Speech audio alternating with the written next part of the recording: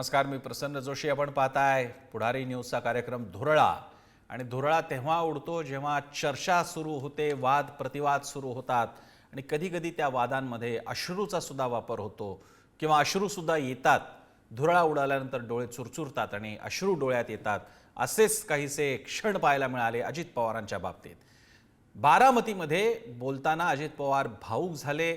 त्यांनी म्हटलं की माझ्या विरोधात उमेदवार का दिला, मी आधी माझी चूक मान्य केली होती, मग शरद पवारांनी का यावेळी योगेंद्र पवारांना उमेदवारी दिली, असं त्यांच्या बोलण्याचं स्वरूप होतं, रोख होता. इतकंच नाही, त्यांना आर पाटील तासगावमध्ये आठवले आणि आर पाटलांनी केसाने गळा कसा कापायचा प्रयत्न केला ते सुद्धा पाहायला मिळालं. शरद पवारांनी या सगळ्याचा समाचार घेतला आणि घर कुणी फोडलं, कुणामुळे या वयात आणि आयुष्यात पहिल्यांदा कोर्टाची पायरी चढावी लागली हे सुद्धा सुनावलं. आणि यामुळे पवारांच्या घरातील हे वाद चव्हाट्यावर तर आलेलेच आहेत, पण ते आता राजकारणाचं कारणही बनू शकतात असं हे चित्र आहे. पवार विरुद्ध पवार, अश्रू नक्कल आणि प्रतिवार अशी ही स्थिती आहे. आणि ही स्थिती का आली यासाठी आपल्यासोबत मान्यवर आहेत, ज्यांच्याशी आपण संवाद साधणार आहोत. आपल्यासोबत मान्यवर आहेत. मला या अनुषंगाने बोलत असताना सगळ्यात पहिला मुद्दा डोळ्यासमोर येतो तो म्हणजे मी तुमच्याकडे येतोय. अजित पवार आणि शरद पवार मधला हा वाद होत असताना मुख्य म्हणजे भावनेच्या पातळीला हा वाद जिल्हा जाणं, ज्याला जे साधारणपणे शिवसेना वगैरे मध्ये पाहतो आपण भावनिक राजकारण, राज ठाकरे, उद्धव ठाकरे वगैरे. पण आता या काका पुतळ्यांमधले हे वाद बघायला मिळतो. याकडे तुम्ही कसं पाहता?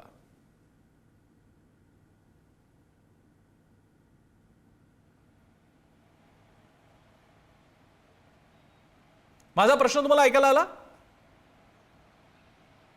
आयरजी, माझा प्रश्न तुम्हाला ऐकायला आलाय? उदयापर्यंत आंबेकरजी, तुम्हाला आवाज ऐकायला आलाय? खरं तर दोघांनाही प्रश्न आहे. तुम्हाला आला असेल तर तुम्ही उत्तर दिलं तरी चालेल. बोला. नाही, त्यांनी उत्तर दिलं तर जास्त योग्य राहील. आंबेकरजी, हा, या बाबतीमध्ये मी उत्तर देण्याआधी ठीक आहे, त्यांनी ठीक उत्तर दिलं तर जास्त योग्य राहील असं बोला मला वाटतं. बोला आयरजी, बोला.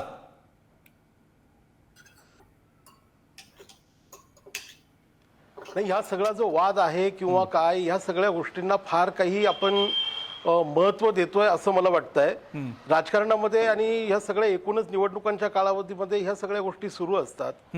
फक्त एकच गोष्ट सांगायची आहे, सकाळी दादांनी पण एका चॅनलवर सांगितलेलं आहे की पवार साहेबांनी अशा पद्धतीची नक्कल करणं लोकांना आवडलेलं नाहीये, रुचलेलं नाहीये. तेवढं पवार साहेबांनी केलं नसतं तर ते जास्त, पवार साहेबांची उंची जेवढी आहे राजकारणातली अगदी देश पातळीवरची, त्या सगळ्या गोष्टींचा विचार केल्याच्या नंतर पवार साहेबांनी जर हे टाळलं असतं तर ते त्यांच्या उंचीला साजेस झालं असतं. हे या निमित्ताने आम्हाला राष्ट्रवादी काँग्रेस पक्षाच्या वतीने सांगावंसं वाटतंय. बरं, तुम्ही सुद्धा आता बोलू शकता. आता तुम्ही याच्यावर प्रतिक्रिया देऊ शकता. पवार साहेबांचं जे राजकारण आहे ते मुळातच सत्तेचं राजकारण आहे. आणि सत्तेचं राजकारण त्यांनी एवढ्या टोकाला नेलं की जिथे त्यांना स्वतःला पश्चाताप करायची वेळ आली. आयुष्यभर त्यांनी पुणे जिल्ह्यातल्या ज्या ज्या व्यक्तींना त्यांचे पाय छाटण्याचा प्रयत्न केला, त्यांच्या घरी स्वतःच्या पायाने चालत जाऊन माझ्या मुलीला निवडून आणा अशा प्रकारची विनंती त्यांना करायला लागावी. आणि तेही उतार वयामध्ये हे योग्य झालं नाही. पण ही सर्व त्यांच्या कर्माची फळ आहे. ती कुणी दुसऱ्या परिस्थितीमुळे, दुसऱ्या व्यक्तीमुळे आलेल्या ही वेळ नाही त्यांच्यावरती. त्यांच्या स्वतःच्या कर्माने त्यांनी ओढवून घेतलेली ही वेळ आहे. हे सगळ्या जनतेला कळतंय आणि सगळ्या जनतेचं असं मत झालेलं आहे. नाही, पण अशी वेळ ओढवून घेतली. हा शरद पवारांच्या बाबतीत बोलत असताना भावनिक राजकारण तर अजितदादा करताना दिसत आहेत. डोळ्यात अश्रू अजितदादांच्या आले. माझ्या विरोधात उमेदवार का दिला असं अजित पवार म्हणाले. मग याकडे तुम्ही कसं बघाल? अजितदादा हे पहिल्यापासून अतिशय भावनाशील आहेत आणि म्हणूनच ते मनातलं सगळं स्वच्छपणे मोकळेपणाने बोलतात. हा अनुभव सगळ्यांनी घेतलेला आहे. त्या याच्यामध्ये जे एक प्रकारचं छदमी राजकारण आहे ते अजितदादांकडे नाही. अजितदादा हा मोकळ्या स्वभावाचा, दिलदार स्वभावाचा, पण आक्रमक स्वभावाची व्यक्ती आहे असं महाराष्ट्राने अनेक वर्ष अनुभवलेलं आहे. त्या आक्रमकता ती बरोबर आहे का चूक आहे हे वेगळी मतं याच्याबद्दल असू शकतात. पण अजित पवार हे सुडाचं राजकारण करणारे, पाय छाटण्याचं राजकारण करणारे नाहीत. ते कुणावरही अटॅक करायचा असेल तर त्याच्या समोर करतात. मागून एक, समोर एक बोलायचं, मागून वेगळंच करायचं. बरेच वर्ष महाराष्ट्रामध्ये अशी वदंता होती की शरद पवार ज्या गावात जाऊन, ज्या सभेमध्ये ज्या व्यक्तीविषयी टोकाची टीका करतील, रात्री त्याच्याच घरी जेवायला दिसतील, अशी एक वदंता महाराष्ट्रामध्ये बरेच काळ होती. हे आणि हे सत्य आहे. अच्छा. तर अजित पवार हे स्वभावतःच भावनाशील आहेत, त्यामुळे कदाचित त्यांना अश्रू आले असतील. बरं, आयरजी. हा आणि आहेरजी, माझे जर सहकारी का जे बोलले ते अगदी आहेरजी, खरी जर गोष्ट का आहे. दादा हे सुडाचं- भावनांचं राजकारण एवढं जर का अजित पवारांचं असेल, इतकं भावूक असतीलच, तर मग सुरुवातीच्या काळामध्ये समोर सुप्रिया सुळे आहेत हे माहिती आहे आणि त्यावेळी नुसते त्यांनी उमेदवार उभा केला एवढाच भाग नाही, घरातला उमेदवार घरासमोर उभा केला एवढाच मुद्दा नव्हता. सगळ्या मतदारसंघांची बेरीज करून इंदापूर पण आपल्यासोबत आहे, खडकवासला आपल्यासोबत आहे, या सगळ्यांना एकजूट करून मग कशा प्रकारे ही ताकद लावता येईल. शरद पवारांना त्यांच्या म्हणजे प्रचाराच्या शेवटच्या दिवसापर्यंत सुद्धा प्रचार करावा लावला. या सगळ्या गोष्टीचं पण आहे, म्हणजे अश्रू बघायचे पण मग दुसऱ्यांना सुद्धा घाम आणलाच होता की तुम्ही. आणि याच्यामध्ये प्रसन्न एक गोष्ट आपल्याला लक्षात घेण्यासारखी आहे. आपण जे म्हणालात की खडकवासला असेल, इंदापूर असेल किंवा इतर एकूणच बारामती लोकसभा मतदारसंघाचे जे विधानसभा मतदारसंघ आहेत, त्या सगळ्या गोष्टींचा निश्चितपणे दादांना खूप वर्षांपासूनचा अभ्यास आहे. बरं. पण दुसरी एक गोष्ट महत्वाची आहे की निवडणूक झाल्याच्या नंतर जे दादांनी उत्तर दिलं आणि दादांनी जी खंत व्यक्त केली की सुप्रियाताईंच्या विरोधात सुनेत्रा वहिनींना उभं करून माझी चूक झाली, अगदी प्रांजळपणाने त्यांनी कबूल केलं, प्रांजळ मोठ्या मनाने त्यांनी ती चूक कबूल केली. याचा अर्थ असा आहे की निवडणुकीच्या दरम्यान देखील किंवा त्यावेळेला लोकसभेच्या मतदारसंघामध्ये फॉर्म भरताना देखील त्यांच्या मनाला ज्या वेदना होत्या त्या निश्चितच त्यांचं भावनिक जे मन आहे त्या व्यक्त करणारे होते आणि म्हणूनच त्यांनी त्यांच्या मनातली निवडणुकीच्या काळामध्ये ते काही बोलू शकत नव्हते या सगळ्या गोष्टी. म्हणून निवडणूक झाल्याच्या नंतर त्यांनी त्यांची जी व्यथा आहे, त्यांनी त्यांचं जे मनातलं दुःख आहे ते जाहीरपणाने प्रांजळपणाने कबूल केलं आणि त्याबद्दल त्यांनी त्या ठिकाणी दिलगिरी माफी सुद्धा व्यक्त केलेली आहे. याच्यावरनं एक गोष्ट लक्षात येते की अजितदादांनी माफी मागितली, अजितदादांनी दिलगिरी व्यक्त केली. घरातल्या व्यक्तीच्या विरोधामध्ये मी उमेदवार देणं चुकीचं होतं हे दादांनी 4 वेळेला सांगून देखील युगेंद्र सारख्या नवीन व्यक्तीला, जे की राजकारणाशी याचा काही संबंध आजपर्यंत नव्हता, अशा व्यक्तीला विनाकारण जाणीवपूर्वक दादांच्या विरोधात उभं करून दादांना कुठेतरी त्रास देण्याचा हेतू राष्ट्रवादी काँग्रेस पक्ष शरदचंद्र पवार गटाने दिलेला आहे हे या ठिकाणी निश्चितपणे लक्षात येतं. पण दादा निश्चितपणे, जसं माझे सहकारी मगाशी बोलले, दादा निश्चितपणे खूप प्रांजळ स्वभावाचे आणि भावनात्मक व्यक्ती आहेत. बरं, मला उदय आहेरजी, म्हणजे खरं तर याचं उत्तर महेश चव्हाण देतील, पण मला निरीक्षक म्हणून, अँकर म्हणून, पत्रकार म्हणून, मला निरीक्षक म्हणून, अहो तुमच्या विरोधातला उमेदवार हा त्रासच द्यायला उभा केला जातो आणि तो त्रास होतोच कारण तो उभा राहिलेला असतो. आणि हे केवळ पवार विरुद्ध पवार नाहीये, इकडे दादरमध्ये सरवणकर विरुद्ध अमित ठाकरेंमध्ये सरवणकरांना पण ताप आहे, त्याच्यात काही चूक नाहीये, तीच लोकशाही आहे.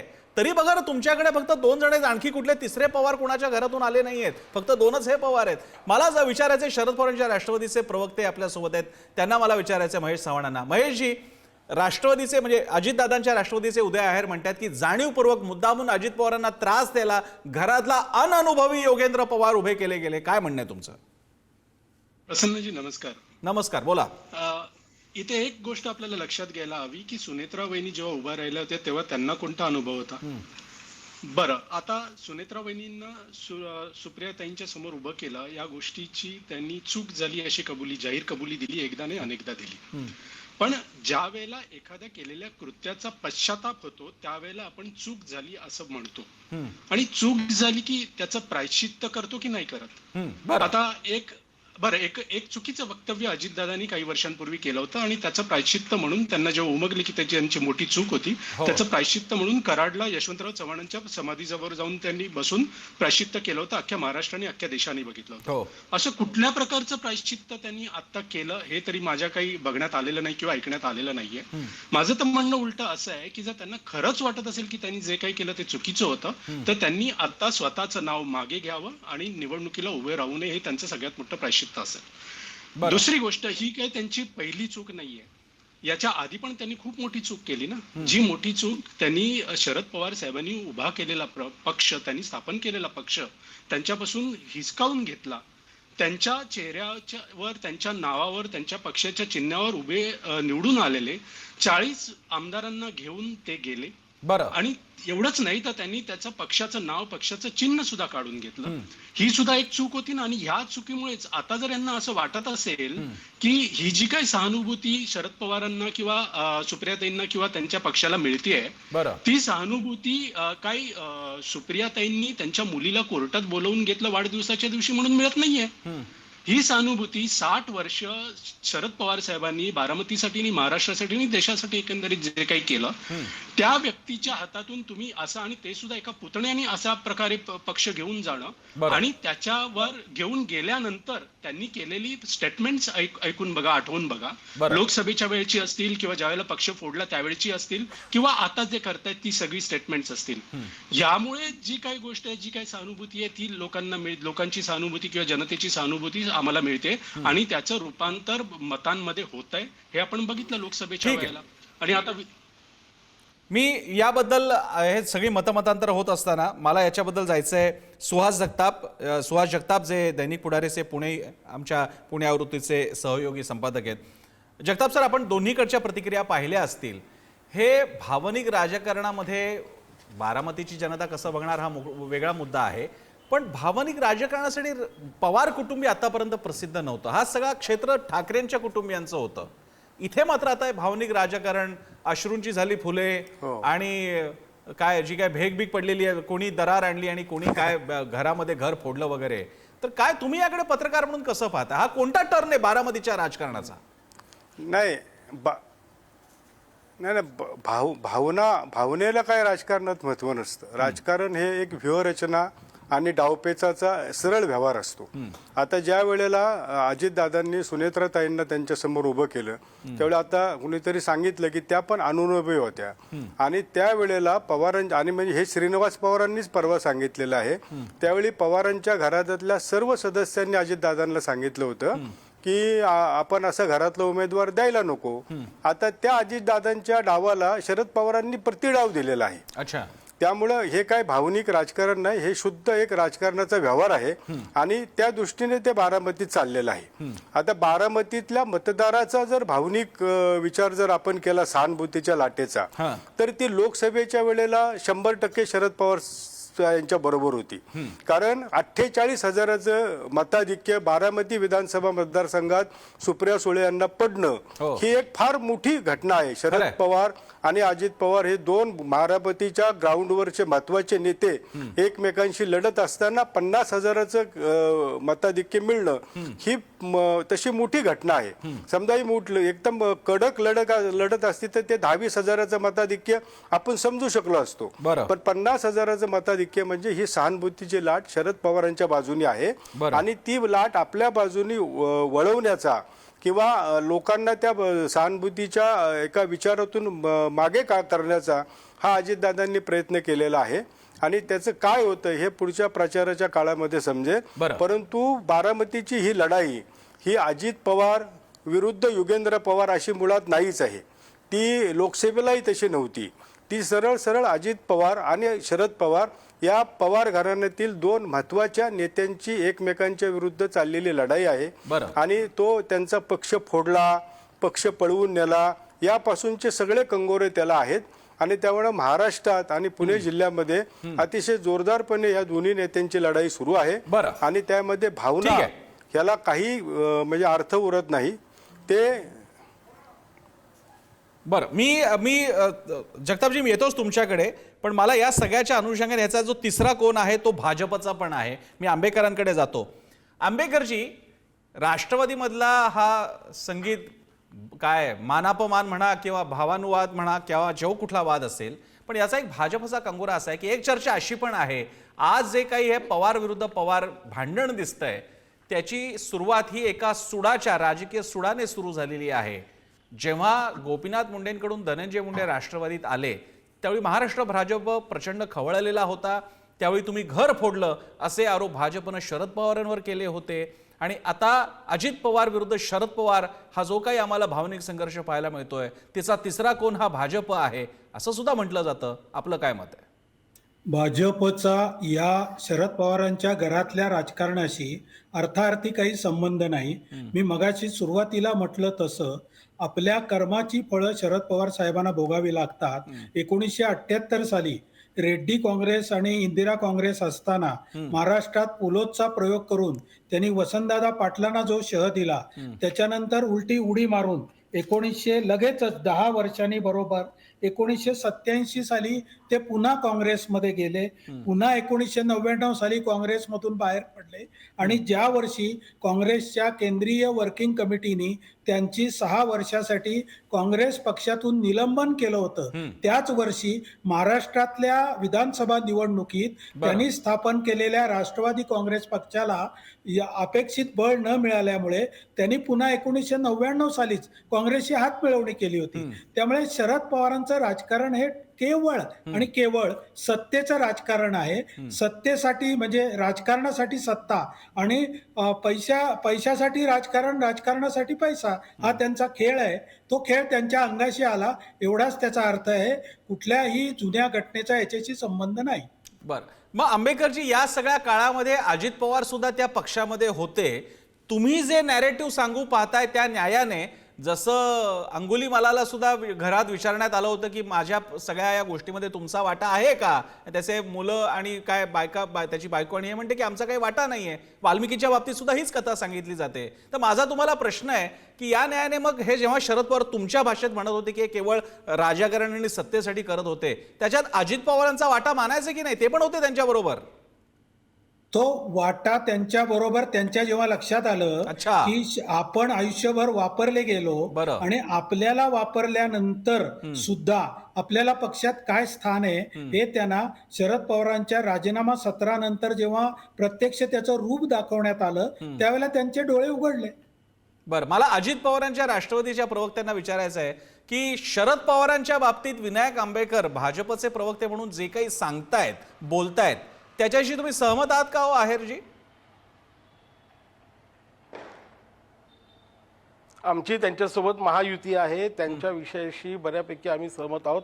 पण तत्पूर्वी मला महेशजी जे बोलले त्याच्याविषयी मला बोलायचं शरद वाटतंय. पवारांनी त्यांनी अजित जे काही पवारांना गोष्टी फसवलं, सांगितल्या, जे त्यांचा काही पक्षामध्ये narrative त्यांनी शोषण झालं, सांगितलं, याच्याशी तुम्ही सहमत आहात का? ज्या व्यक्तीला सांगतो. लागोपाठ उपमुख्यमंत्री पद मिळाली, पक्ष त्याच्यावर- सोडून गेल्यानंतर त्याच परत आल्यानंतर गोष्टीवर- उपमुख्यमंत्री पद मिळालं.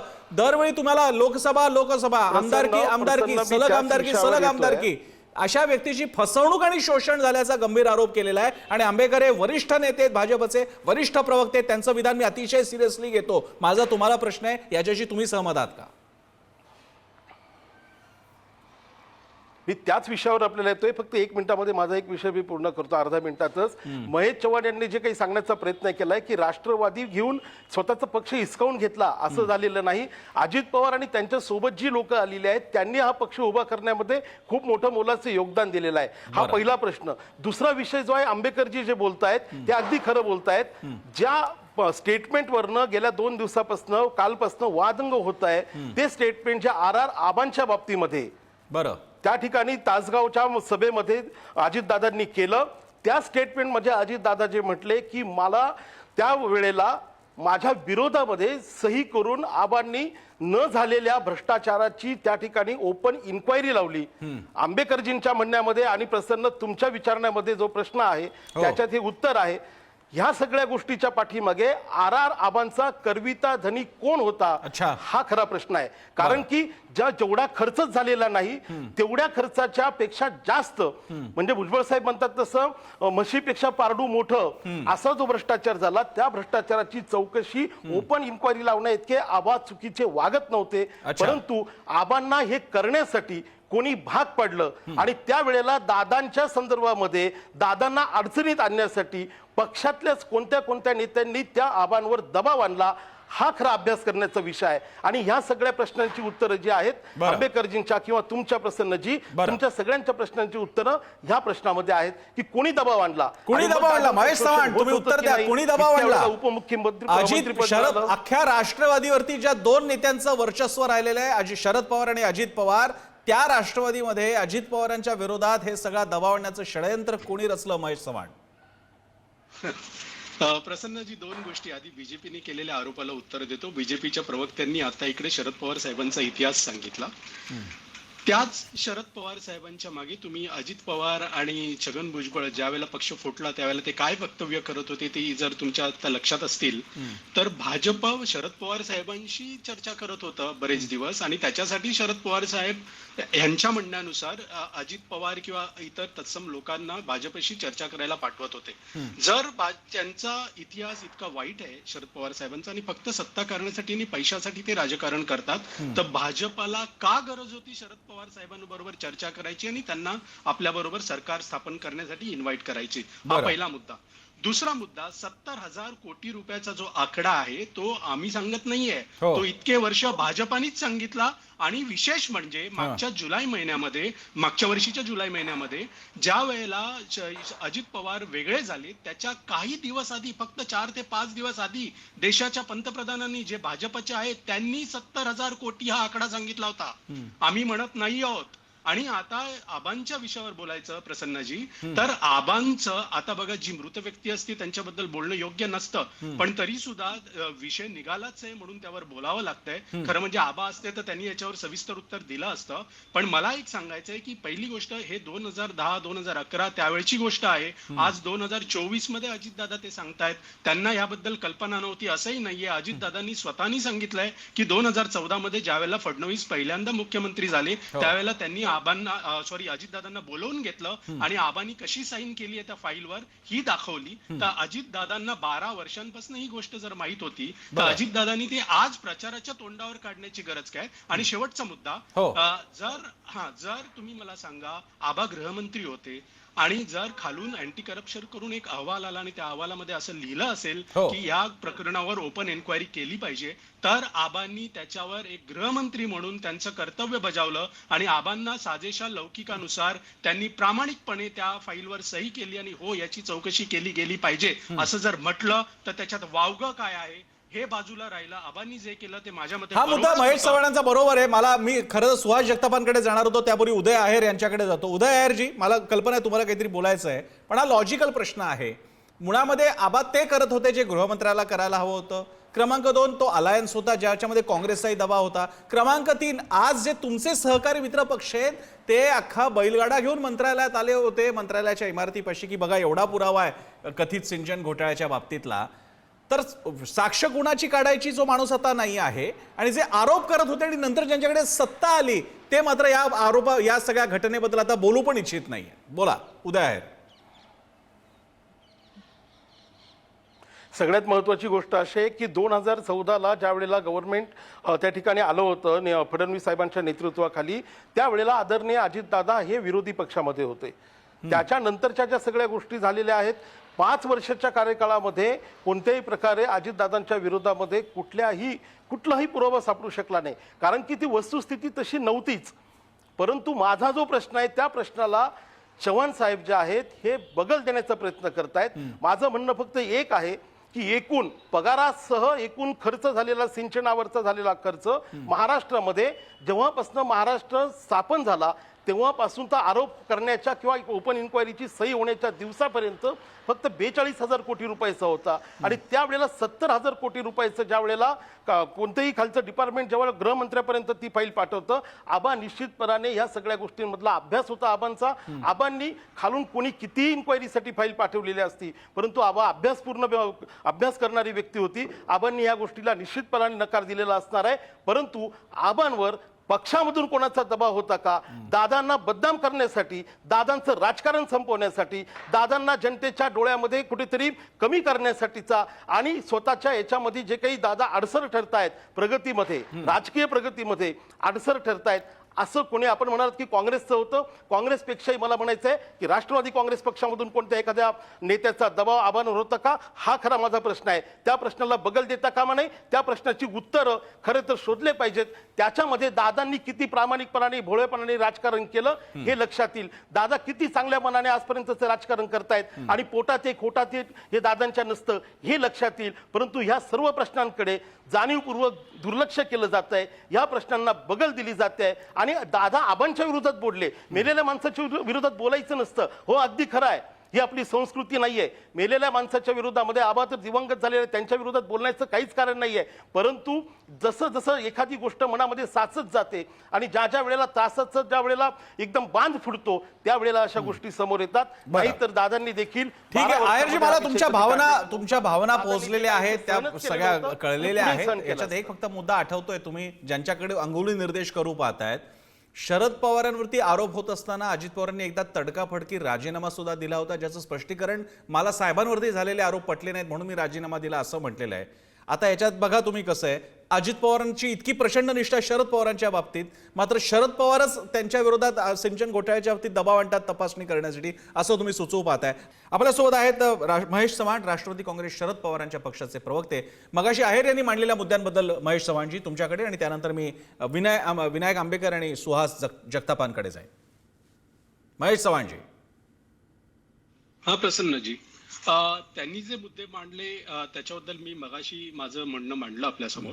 पण तरी सुद्धा जर ते आणखी सुद्धा हे असं म्हणत असतील की 42,000 कोटी रुपयाचाच व्यवहार होता आणि 70,000 कोटीचा नव्हता, तर त्यांनी हे प्रश्न आदरणीय पंतप्रधानांना विचारायला हवेत, आमच्यावर नाही. कारण आम्ही 70,000 कोटीच्या आरोपांबद्दल किंवा 42,000 कोटींच्या आरोपांबद्दल काहीही बोलत नाही आहोत. हे आरोप आम्ही केलेले नव्हते. हे आरोप नेहमी बीजेपीने केलेले आहेत. मगाशी आपण म्हणालात त्याप्रमाणे 2014च्या आधी फडणवीस साहेब स्वतः बैलगाडाभर पुरावे घेऊन गेले होते आणि ते म्हणत होते की हा घोटाळा झालेला आहे.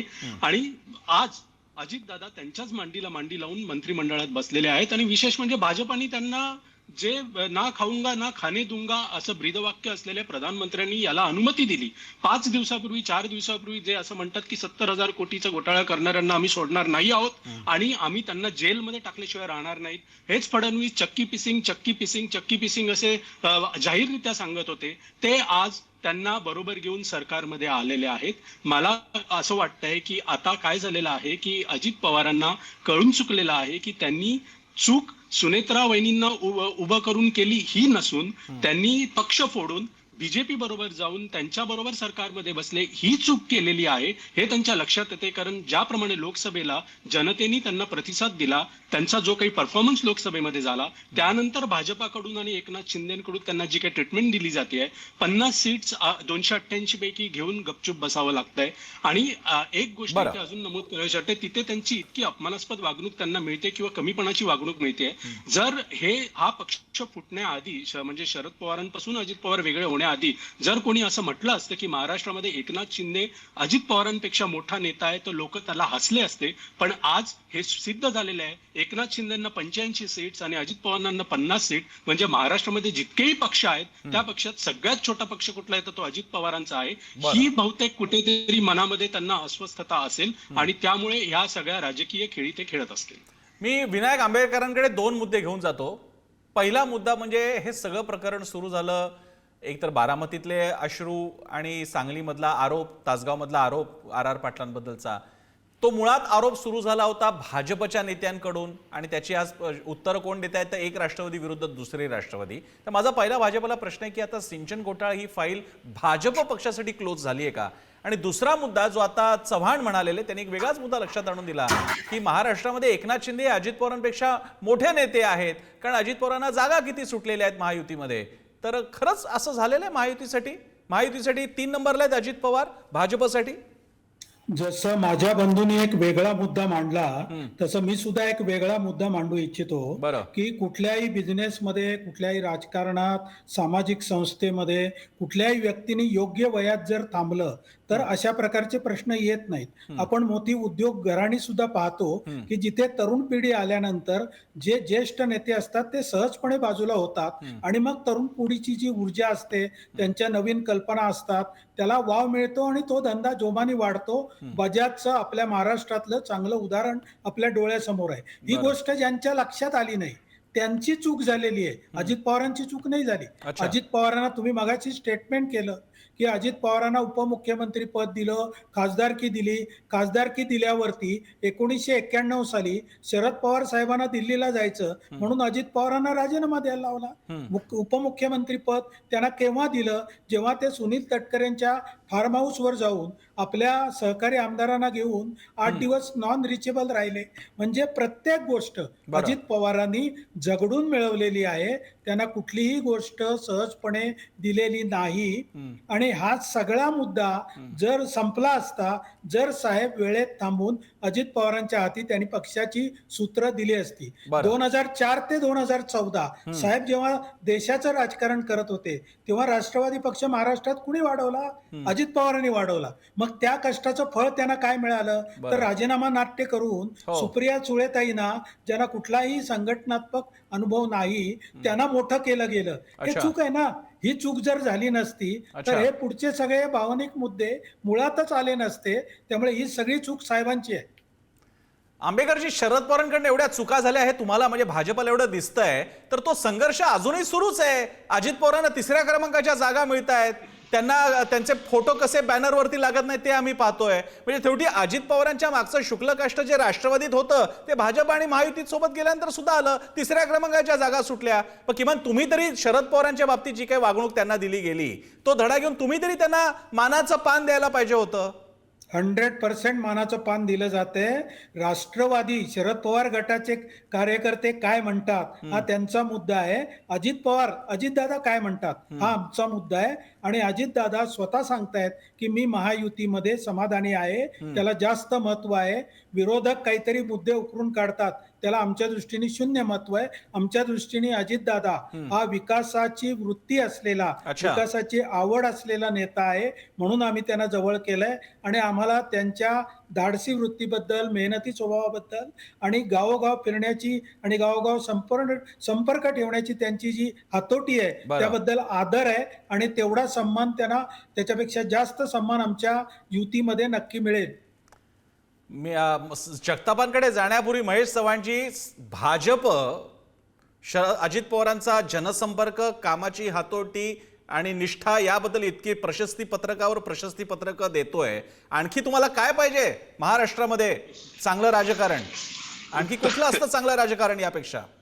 प्रसन्नजी, मला इथे 2 गोष्टी नमूद करायच्यात. पहिली गोष्ट, आता आंबेडकरजी म्हणतायत त्यांचं विधान कसं कॉन्ट्रॅडिक्टरी आहे बघा. एकीकडे म्हणतात की पुढच्या पिढीला सत्ता दिली पाहिजे, पुढच्या पिढीच्या हातात गोष्टी सोपवल्या पाहिजेत.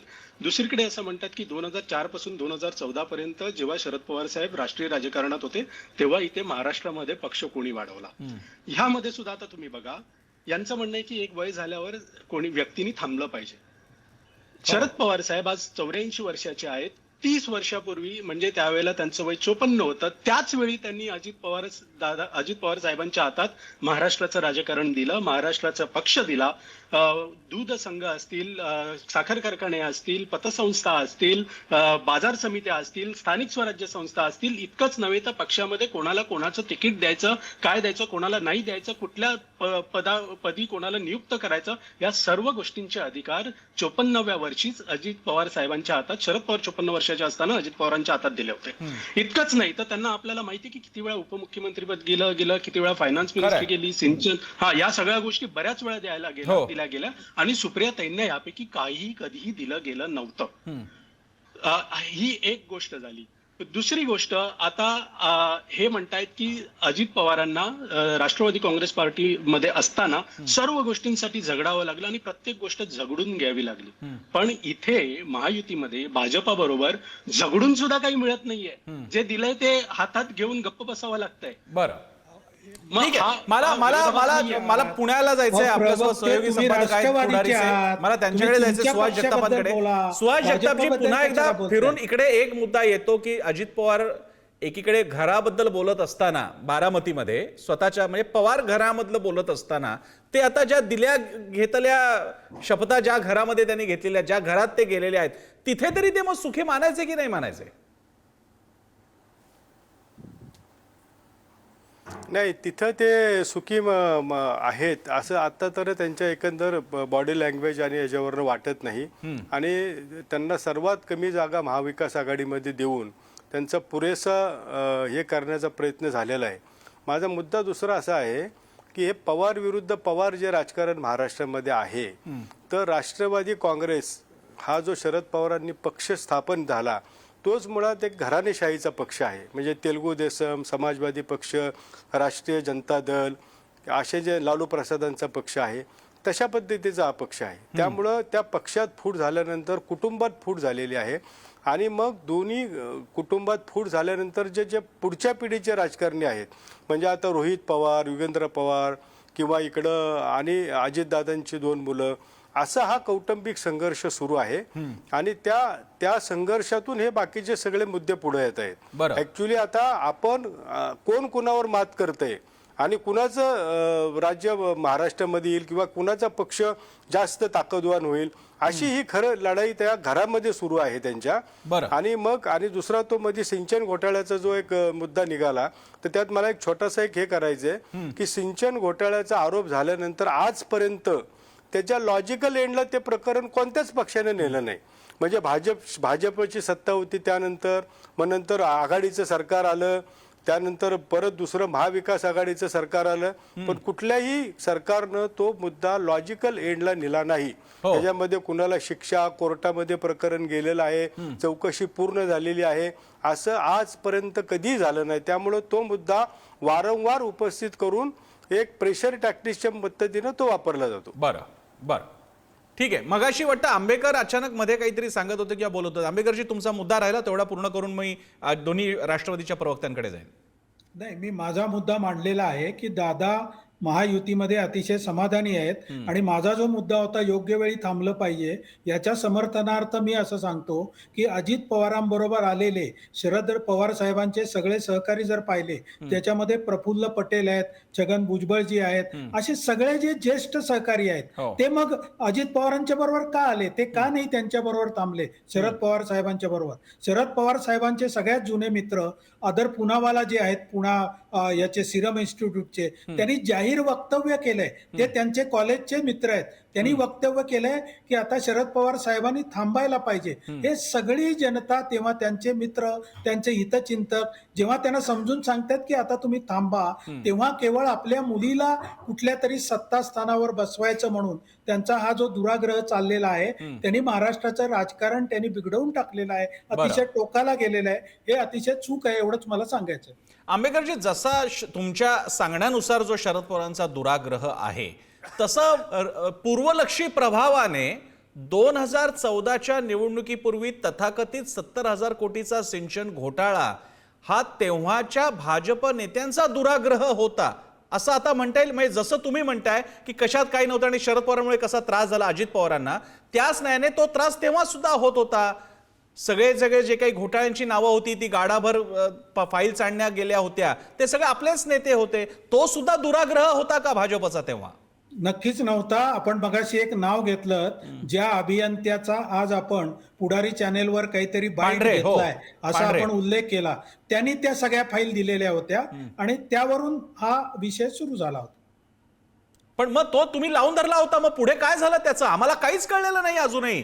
त्यावेळच्या शासकीय अधिकृत सर्वेक्षणानुसार सिंचन फक्त 0.1% वाढलं होतं आणि सगळा पैसा शब्दशः पाण्यात गेला होता. हा सगळा मूळ होता आरोपाचा मुख्य बेस.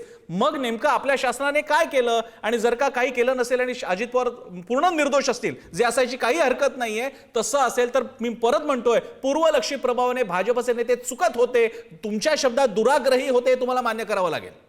मी दुराग्रही कशाविषयी म्हटलो, त्यांच्या स्वतःच्या मुलीला सत्तास्थानावर बसवण्याच्या विषयाबद्दल बोललो. बरोबर आहे. त्याचा आणि या आरोपांचा काही संबंध नाही. त्या आरोपांची जी लीगल प्रक्रिया आहे ती आमच्या सरकारने पूर्ण केलेली आहे. त्याची माहिती आपल्याला नक्कीच सरकारमध्ये मिळू शकेल. बरं, महेश चव्हाण यांचं या बाबतीत पूर्ण समाधान झालं असेल अशी अपेक्षा. महेश चव्हाणजी, तुम्हाला काही बोलायचंय? नाही, काय आहे की ना खाने दूंगा ना खाऊंगा असं म्हणत ज्यांच्यावर आपण आयुष्यभर भ्रष्टाचाराचे आरोप करत आलो त्यांना आपल्या सरकारमध्ये घेऊन मांडीला मांडी लावून बसायचं आणि त्यांच्या हातात फायनान्स मिनिस्ट्री द्यायची महाराष्ट्राची आणि महाराष्ट्राच्या राज्याच्या खजिन्याच्या चाव्या द्यायच्या. हे कितपत योग्य आहे हे जनता जाणते. दुसरी गोष्ट, मगाचपासून आंबेकरजी शरद पवार साहेबांच्या वयाबद्दल बोलतायत. मला एकच गोष्ट विचारायची की आता लवकरच मोदी साहेब 75 वर्षाचे होतील. मग 75 वर्षाचे झाल्यावर आंबेकर साहेब त्यांना काय सल्ला देणार आहेत? आणि हे आम्ही नाही सांगत आहे, 75 वर्ष म्हणजे काही जास्त वय नाही असं माझं मत आहे. आज 84 वर्षीही शरद पवार साहेबांनी त्यांचा करिश्मा दाखवला.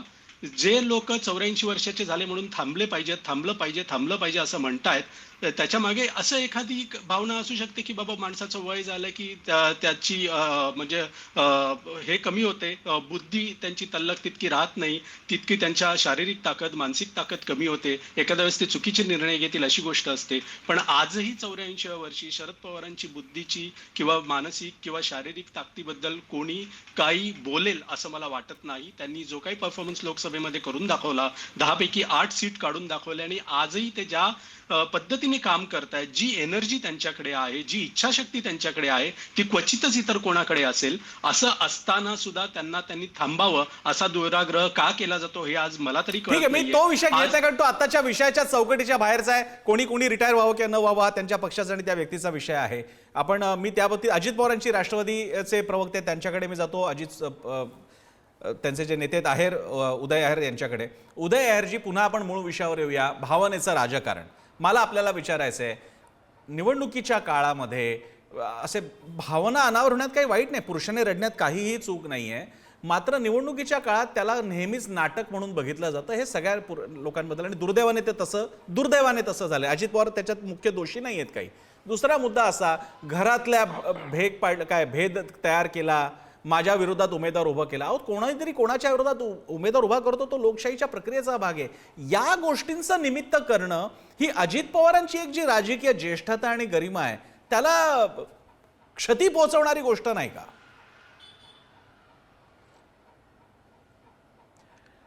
नाही, प्रसन्नजी, याच्यामध्ये एक गोष्ट सगळ्यात महत्वाची जी लक्षात घेण्यासारखी आहे की अजितदादा हे परवाच्या दिवशी रडलेले वगैरे नाहीत. रडणं आणि गैवरून येणं याच्यामध्ये फार मोठा फरक आहे. बरोबर. जसा शब्दाचा फरक आहे तसं त्या कृतीमध्ये देखील तो मोठा फरक असतो.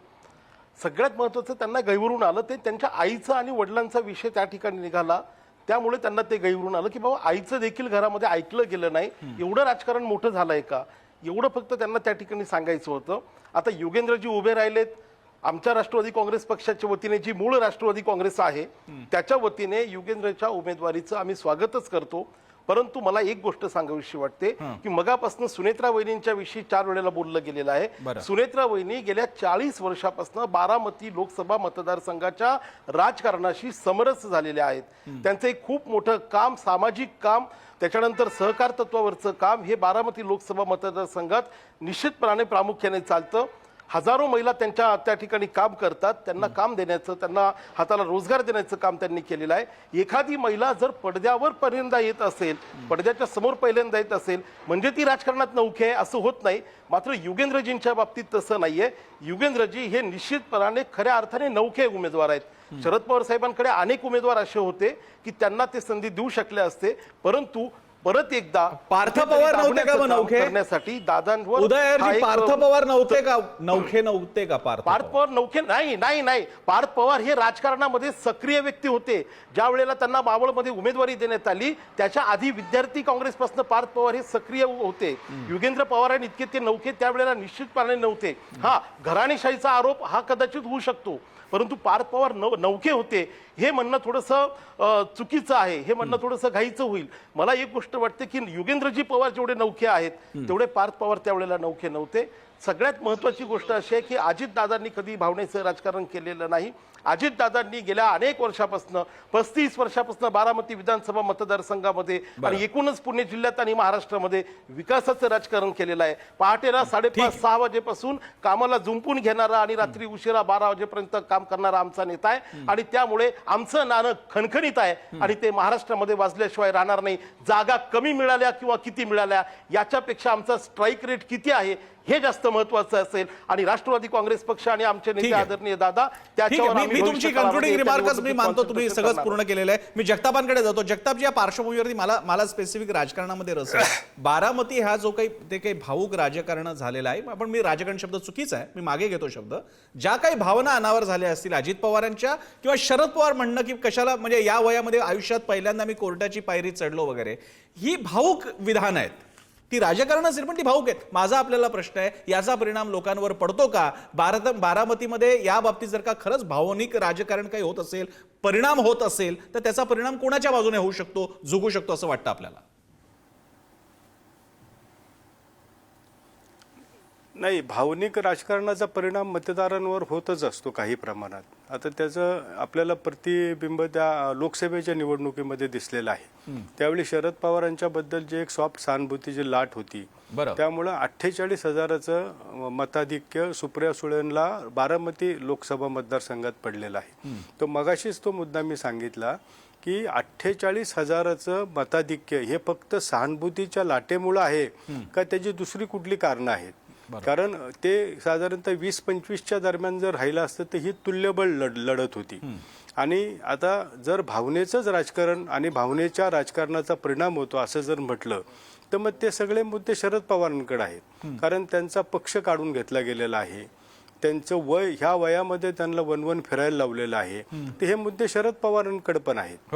त्यामुळं भावनेच्या राजकारणाचा परिणाम होईल, पण आता तो भावनेचा जो लोलक आहे, जे ते हे आहे की ते अजित पवारांकडं विधानसभेला येईल का हे पाहणं एक महत्वाचं ठरेल. म्हणजे पुढच्या काही काळामध्ये ते कळेल.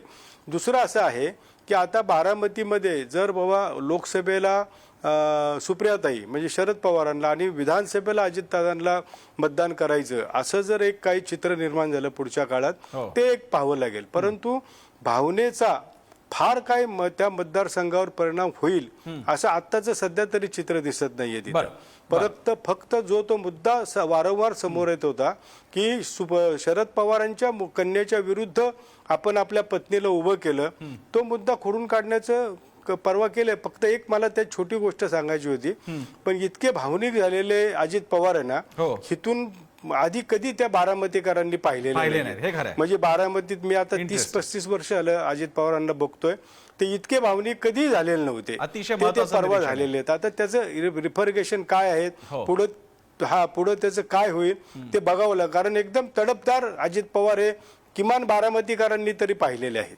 त्यामुळे पुढे त्याचं काय आता प्रचारामध्ये तो सूर कसा जातोय पुढं हे पाहावं लागेल. बरं, मी शेवटची दोन आहेत, मी एखाद 2-3 मिनिटं आहेत, मी त्यातल्या त्यात पहिल्यांदा महेश चव्हाणांचा एक प्रतिक्रिया घेतो आणि वेळ उरला तर इतरांकडे जाईन. महेश चव्हाणजी, तुम्ही मगाच्या मुद्द्याला बोलत होता.